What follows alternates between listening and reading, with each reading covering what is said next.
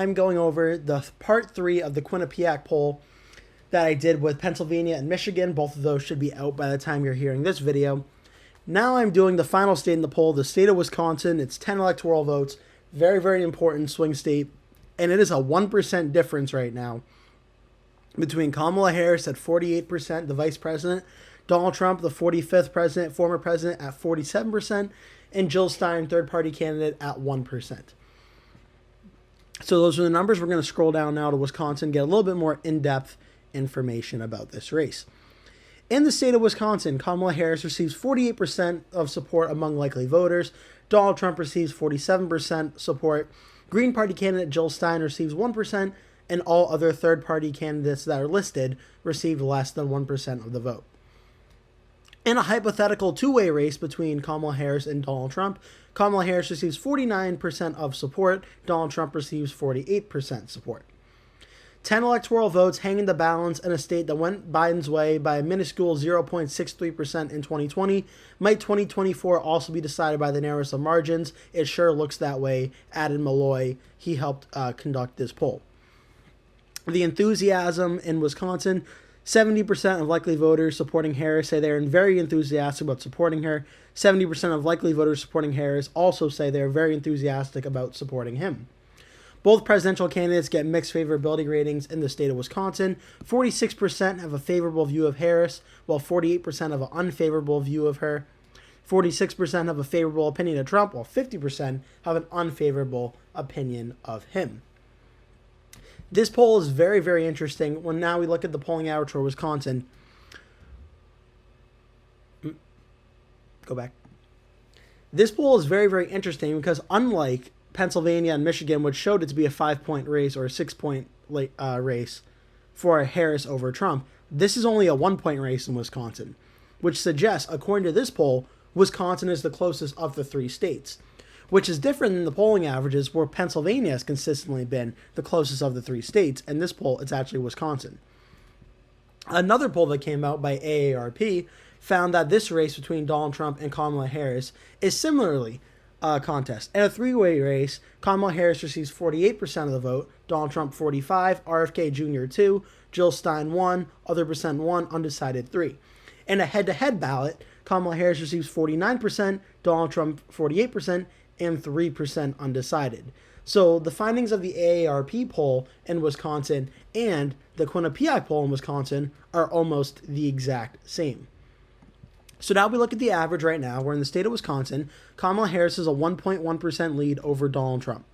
And the one thing that's been pretty consistent here is just how close this race is. When you look at every single poll factored into the survey in the state of Wisconsin, every single poll is under the margin of error.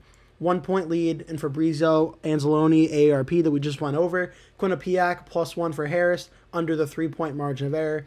Insider Advantage, same thing. Marquette, same thing. CBS, same thing. Trafalgar, same thing. The Hill Emerson, same thing.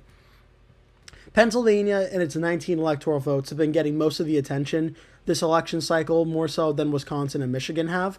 I think we're starting to see a case that even though Harris holds a 1.1% lead in the Real Clear Politics average, this is a state that's very much being kept under the radar in terms of how close this is. I mean, when you look at it, they're all under the margin of error, so you could say on election day the race is a tie. I think Harris has a very narrow lead in the state of Wisconsin right now, but it's not an insurmountable lead. It's 1.2%, 1.1%. Trump can certainly win this state. Harris could certainly win this state. It's just very interesting that the Marquette poll that I did back towards the end of August had Harris up 4. CBS News had Harris up 2. Since then, Insider Advantage had Harris up 2. Quinnipiac +1. Fabrizio +1. This could be a sign that while Harris still holds a lead in the state of Wisconsin, it's starting to become a slimmer and slimmer lead, and this is slowly becoming one of the most competitive toss-up states of all the toss-up states in the country. But nonetheless, still very, very important poll, very close race. Harris is leading in Quinnipiac and Fabrizio by +1. And genuinely, when there's smoke, there's fire. So when there's two polls, finding Harris is up 1 in both cases. I tend to agree that Harris is probably up by 1. So now we're just going to go to the electoral map and talk about the importance of the state of Wisconsin. Wisconsin and its 10 electoral votes is a very, very important state, a swing state, that back in 2020, Joe Biden won the state by 0.63% of the vote, under 1% of the vote. It was very, very crucial in Biden's pathway to getting elected president of the United States. In 2016, Donald Trump won the state of Wisconsin, first Republican to win the state in a very long time, since the 1980s. Trump won it by 0.76% of the state. So I think it's a pretty safe argument that on election day, there's a pretty good chance the state of Wisconsin is going to be under 1% of the vote. Even though the polling average right now has Harris up 1.1%, I think it's more likely than not Wisconsin will be decided by under 1% of the vote. So let's just go off of this poll right now and assign the state of Wisconsin 1.1% into the tilt Kamala Harris column.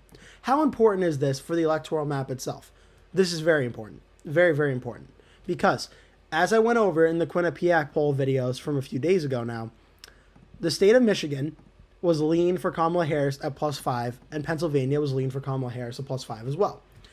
If that's the case, if the poll is accurate, that gets Kamala Harris up to 270 electoral votes, meaning she reaches the threshold to become president of the United States. She would win the 2024 presidential election.